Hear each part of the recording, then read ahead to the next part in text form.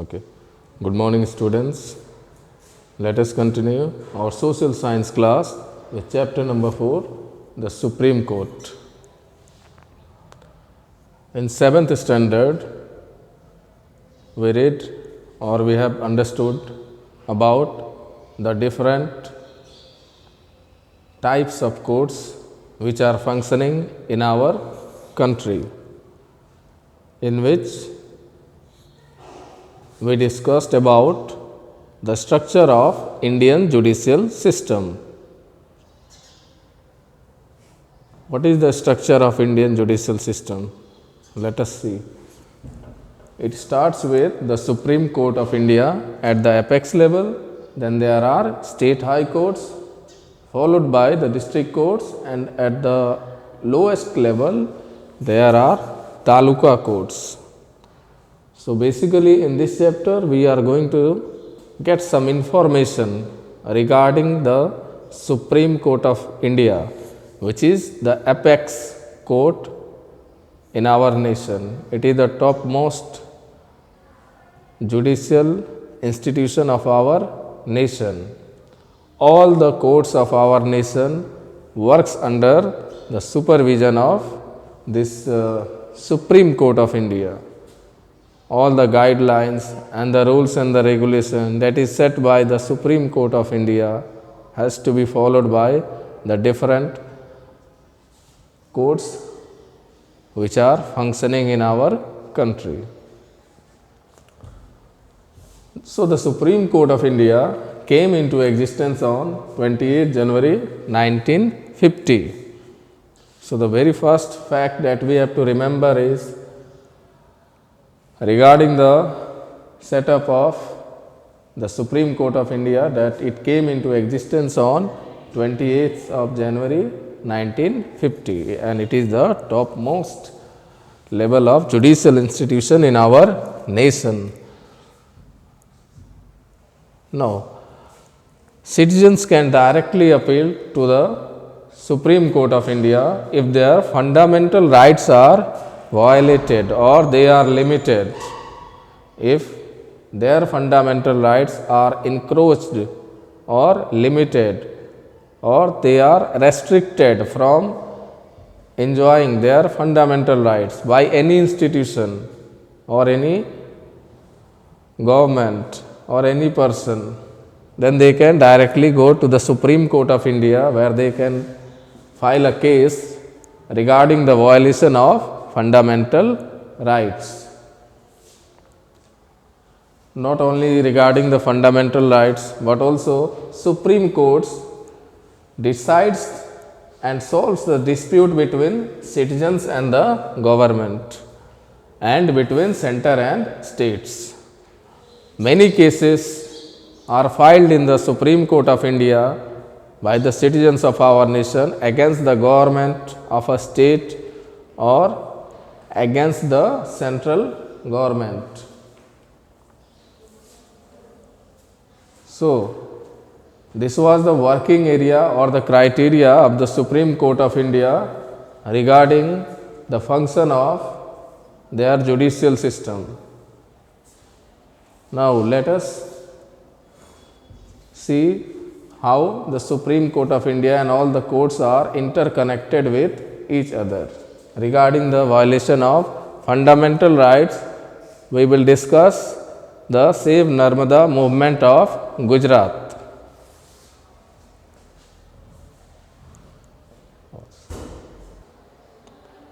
Now the Save Narmada movement of Gujarat.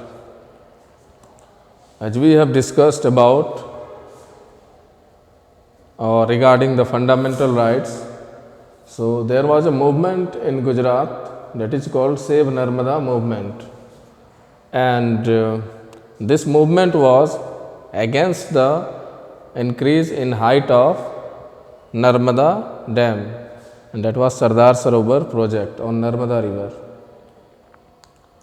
The government of Madhya Pradesh and all other NGOs, they filed case regarding the violation of fundamental rights of the tribals. According to them, the tribals, they will lose their habitat or they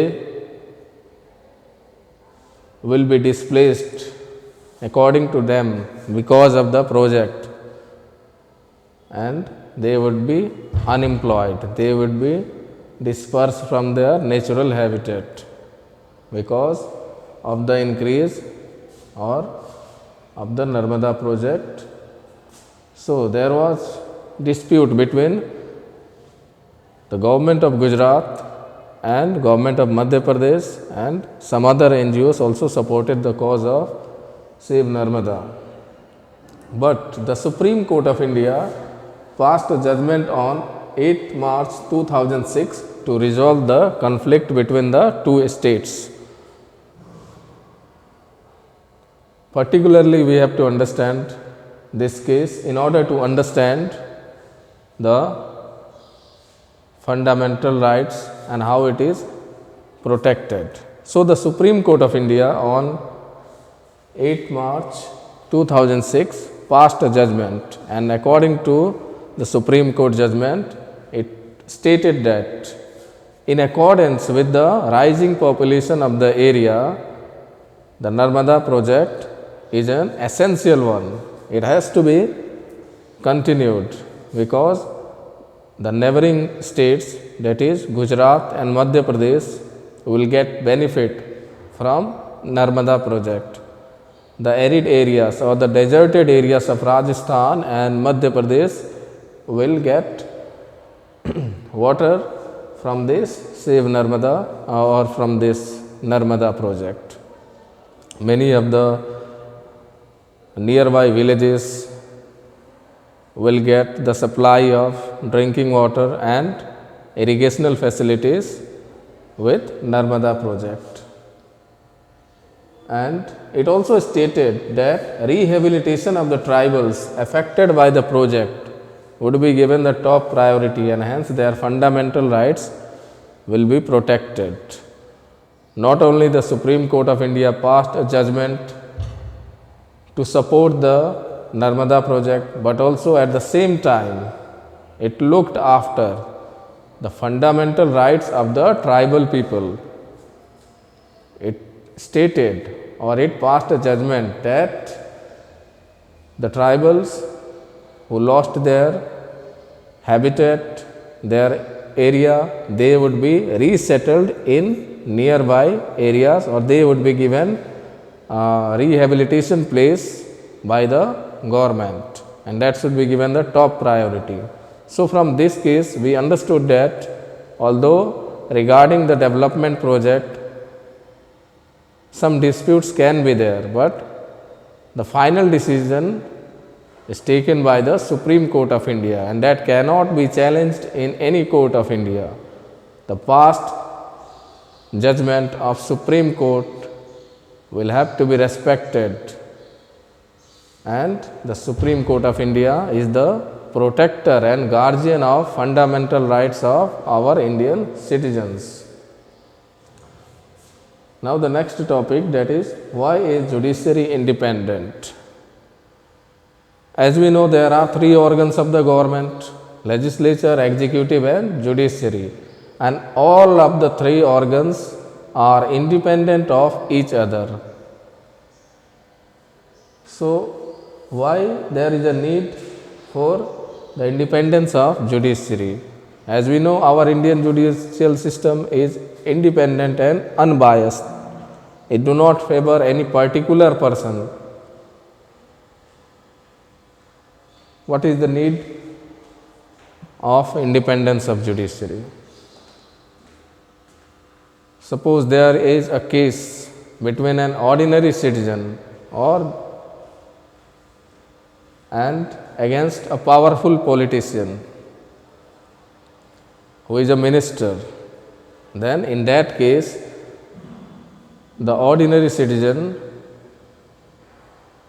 will not get justice, because if the judiciary is not independent, then that political pressure will affect the judgment of the case, and that is why in our country the judiciary is kept independent. It is independent from executive. So no powerful person can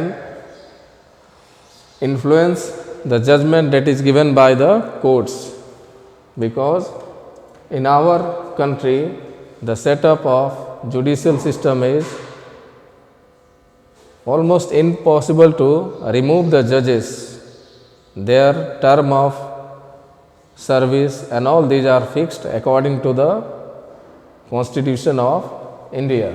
So that is why the judges are free to take their own judgment and they are not affected by any powerful politician or any class of people. So we have to remember that our judicial system looks after the people of our nation as one.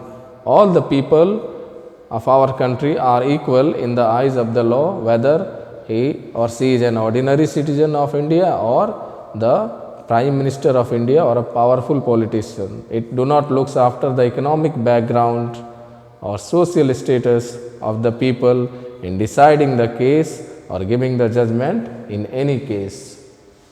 Now there is a new concept of PIL. What is PIL? The full form of PIL is Public Interest Litigation.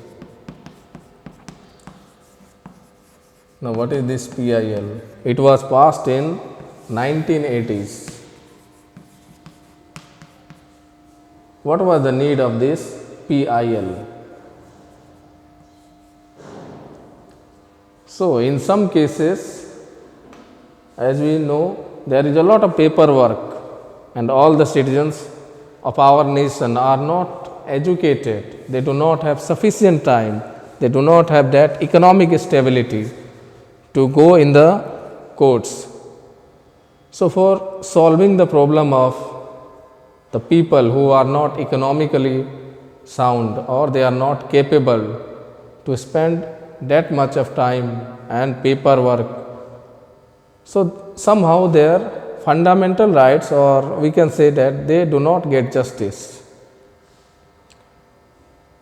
So in the year 1980s, the Supreme Court of India introduced this PIL, that is Public Interest Litigation. And what is this public interest litigation? So any institution or any person can file a case in the court regarding or on behalf of any community or any citizens.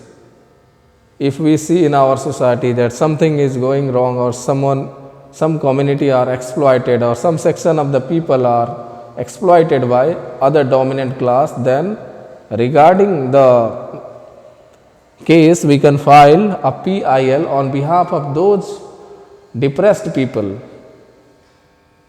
So that is an opportunity. It is given by our Indian judicial system so that the common citizen or an illiterate person of our nation can also get justice on or after filing a PIL.